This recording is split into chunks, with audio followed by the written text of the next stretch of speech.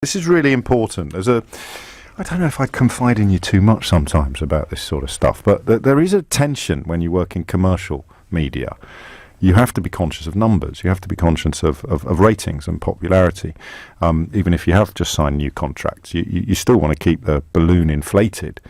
And against that, you have to set what I suppose you could call your conscience. So the question of things that you think are really, really important. And I hope that you find this as interesting and as important as I do. But I'm taking a punt on it a bit because I don't understand why the rest of the British media is utterly, utterly uninterested, with a few glorious examples, exceptions, I beg your pardon, utterly, utterly uninterested in something that speaks to the very heart of our society and the very heart of our constitution. So to begin at the beginning, on the 24th of April earlier this year, Zach Messingham and Jeff Sylvester, who are the founders of AIQ, the company at the heart of the Electoral Commission's investigations into vote leave, were questioned in the Canadian Parliament by the Standing Committee on Access to Information, Privacy and Ethics.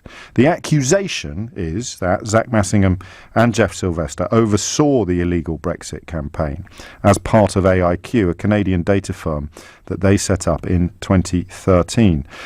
You remember the whistleblower Christopher Wylie, himself Canadian, who worked for Cambridge Analytica, alleging that AIQ was given 40% of Vote Leave's budget to create digital and social targeting for the Brexit referendum campaign. So the Canadian Parliament questioned both Zach and Jeff. Some of the questions were quite lengthy, so I've tried to précis them. I've tried to shorten them. And it was the MP Charlie Angus, who'll join us a little later, who began by asking about the company's purpose with the following questions. So I'll run through those quite quickly. Was AIQ Cambridge Analytica's exclusive digital and data engineering partner, as has been suggested? No, okay. Chris Vickery, a data breach hunter, found AIQ to be a digital development team for SCL Canada and Cambridge Analytica. Is that true? No, okay. Christopher Wylie said you're a franchise operation of Cambridge Analytica and SCL. Do you believe that this is the case? No. And then Wylie said that when he was appointed at Cambridge Analytica, the group was set up by SCL Canada and the legal name was AIQ. Is this correct? No. Okay. When he wasn't saying no, he was essentially asking Charlie Angus to repeat his questions. Sorry, what was the question? The question is, he said that they were set up to keep you at arm's length because it was useful in order to make sure that the paperwork compliant, particularly with American projects. I don't believe that's correct. Okay. So Charlie Angus then summed up his questioning and still struggled to get a proper response. I guess what I'm wondering here is that everyone else must be involved in an amazing conspiracy against you, Mr. Messingham. They're accusing you of being a part of Cambridge Analytica, which you said you didn't know existed until during the Nigeria campaign. Mr. Wylie said he helped set you up, which you said isn't true. SCL Canada lists you as their head of Canada services, which you say is not true. You had a phone that went directly to you. So why is everybody against you, Mr. Messingham? I'm not sure. So that was April the 24th, and it ended with Bob Zimmer, the Member of Parliament for Prince George Peace River, Northern Rockies, and the chair of the Ethics Committee saying, remember, this is an investigation into something that happened here. Okay? Albeit that these two characters, Messingham and Sylvester, were operating from Canada. The vote, the ballot, the referendum that is being examined was the Brexit referendum. And here's the chair of that committee. Now we're at the end of our questions. I have one question for you left outstanding, I believe. Were you ever part of or involved in coordinating or organizing multiple clients' ads for the same or similar campaigns? Sorry, were we involved in coordinating between the clients or just that we worked with the clients? That you were, I'll state it again just so it's clear. Were you ever a part of or involved in coordinating or organizing multiple clients' ads for the same or similar campaign? Yes or no? No, I don't believe so. Thank you. I just would say, as the chair of this committee, I think we're all saying the same thing and we're all concerned. Something doesn't smell right here. And I just would, I would challenge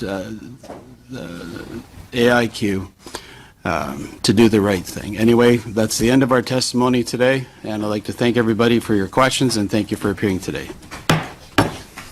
Moving on, I should tell you that there is a photograph on Twitter of Jeff Sylvester, the other founder of this company, visiting number 10. Shamir Sani, the other whistleblower, suggests they were invited by Downing Street last autumn. We might talk to Shamir a little later as well. Move on now to last week. I'd stress again, this is a Canadian ethics committee. They've got no dog in the Brexit race. They're not like me. They're not blinkered Remainers desperately looking for evidence that something dodgy went on. I profoundly believe that something dodgy went on, but it's their job to look at these matters. So what their motivation is, I suppose you could say they're being paid by George Soros if you were really desperate to pretend that there's no whiff of fish in the air, and no doubt some people will. But let's move on to last week. By now, Zach Massingham was only prepared to speak down the line from the safety of his lawyer's office. This was an agreement to be questioned by that ETHI committee. They'd summoned him back into the Canadian Parliament on his own because they believed that both men were in borderline contempt of Parliament when they first spoke to the committee. This round of questioning starts with Frank Bayliss, the MP for Pierrefonds-Dollard, and also a member of the committee. Have a listen to this clip. Before this exchange, it had been agreed that Massingham would provide details of the meetings that he had had with Darren Grimes.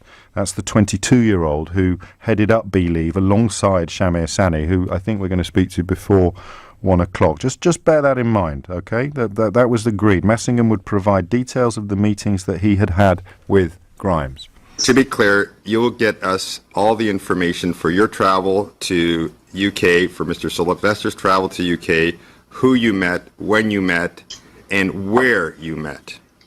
Yeah, I will try to do that for you. Okay, now, where we seem to divest here is because this law firm called Binmans. Are you familiar with them? No. Okay, well, Binmans LLP is the firm representing Christopher Wiley and Shamir Sani. They claim to have evidence that shows AIQ set up a workspace that allowed both Believe and Vote Leave to discuss tactics for the campaign, something that would be in direct contravention of electoral law. So Frank Bayliss asks Massingham again if he thinks this evidence is incorrect.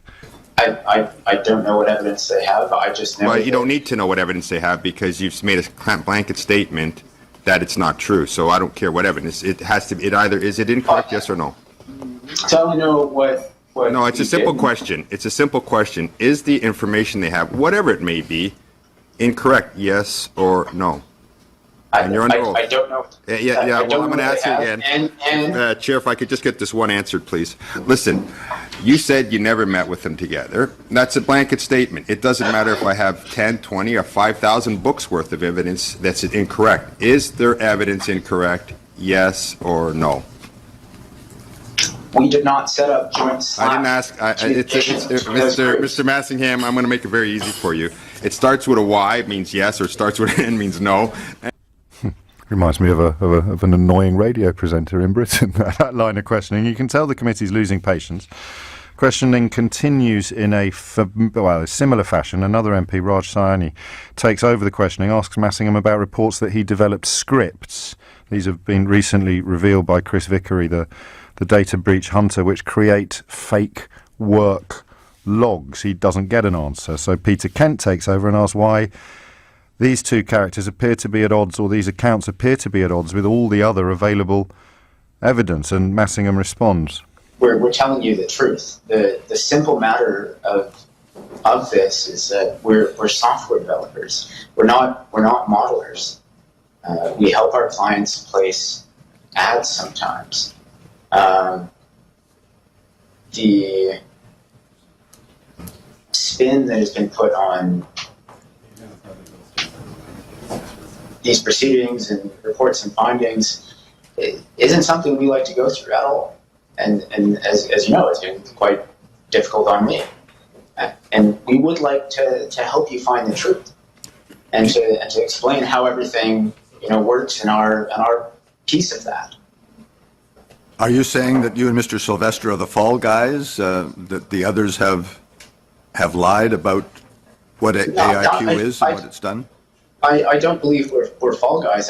I simply think there's a misunderstanding of what it is that we have done and have built for SEL or others. You can hear the lawyer there providing counsel and advice in the background. Make of that what you will. Darren Grimes, the character at the centre of this story, is currently at the Conservative Party conference hanging out with the likes of Priti Patel and Nadine Dorries, which brings us up to roughly where we were yesterday. More on this after this. You heard a bit of this yesterday. This is where the Canadian MP Charlie Angus, talking to Zach Massingham from AIQ, trying to get to the bottom of this $1 million that was given to AIQ by Believe shortly after it had been given to Believe by Vote Leave in those 6 days from June the 16th to June the 23rd. The UK Commissioner's Office reports that, quote, Believe did not run any ads. I'll bet their electoral returns indicates they were committed. They committed expenditure to this. And the Privacy Commissioner also found that the Believe campaign didn't run any ads. So what were you doing if you weren't running ads? I'm sorry.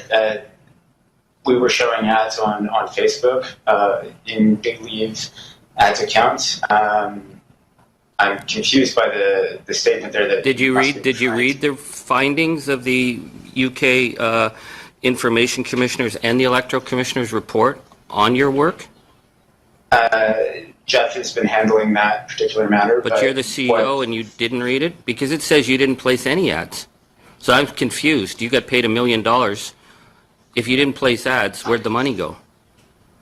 So I'm telling you here today that we did place ads and that those ads were placed in Believe ad accounts and their budget was spent on their ads. Okay.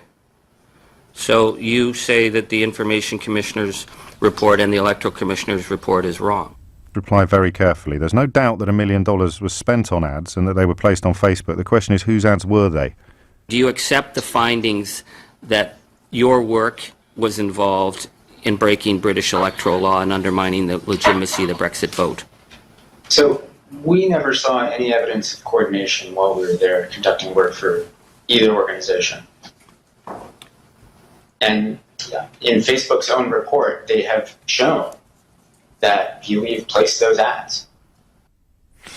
And now another MP, Nate Erskine-Smith, picks over those answers, Massingham's answers to Charlie Angus, and makes a remarkable discovery surrounding Massingham's knowledge of the reports from those commissioners. Okay, so you had just, to follow up on Mr. Angus's questions, you had just indicated you're not in the documents, but I just want to make sure I know what document I'm talking about. So in the summer, in July, I've got an electoral commission report that lists you repeatedly discussing a common plan as between Believe and Vote Leave. Is this the document that you don't think you're listed in? I don't have these documents in front of me. I'm not sure. So you've never read the findings of the Electoral Commission? No, not in their completion. So wait, okay. You're this. Remind me what the position is that you hold at AIQ. I'm confused. I'm the CEO. Yeah. Oh, okay, interesting. So you're the CEO of the company, and the company has been found to be part of a common plan with respect to violations of election finance law in the UK, and you haven't read the report. The report's under 50 pages. Are you aware that the report's under 50 pages? As I believe we've told the committee, I have been off work for some time. Jeff has been handling most of these proceedings, if not all of these proceedings. So you haven't read the report, and you're simply unaware that AIQ was referenced in this document multiple times. Is that's the truth?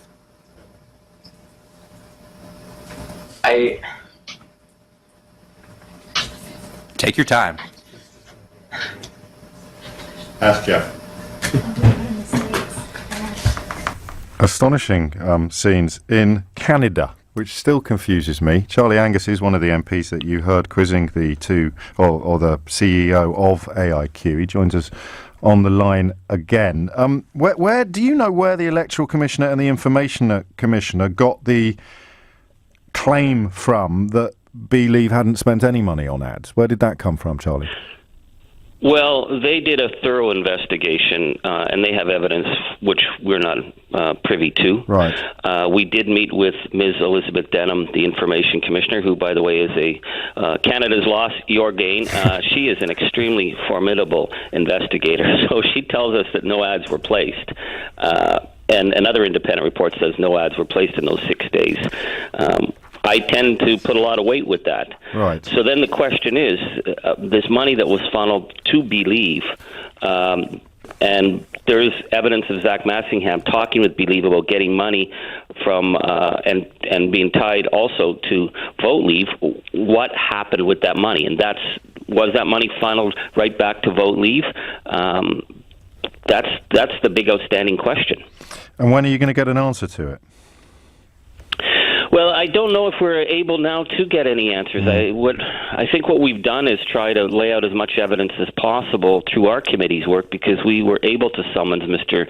Massingham by threat of subpoena to bring forward. We will prepare a report for Parliament on our findings.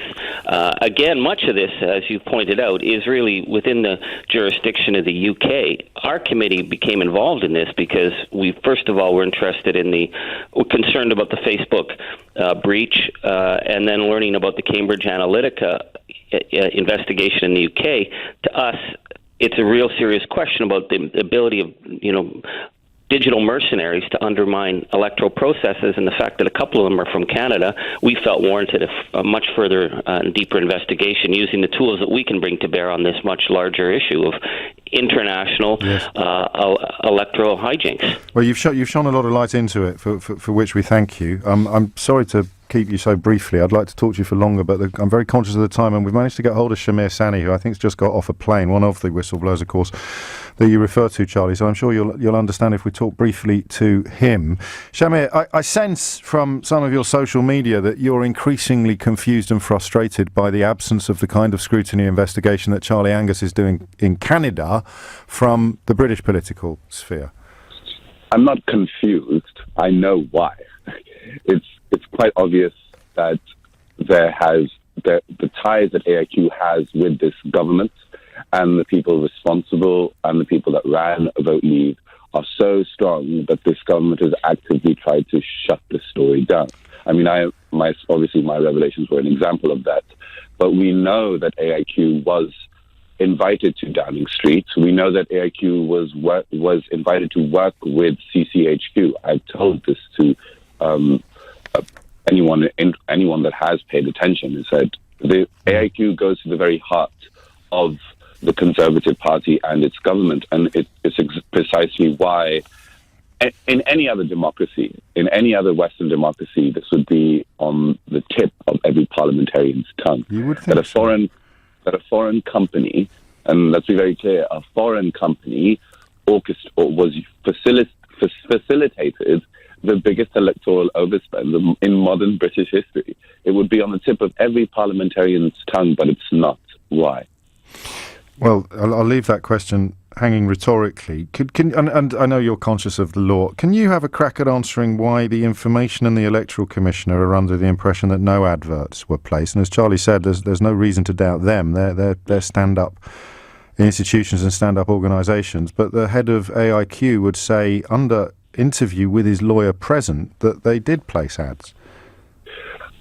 My only comment on that would be, me and Darren and I were given, like as I said, $1 million. $1 million, yes. £625,000 of that's for two 22-year-olds, that's a huge amount of money.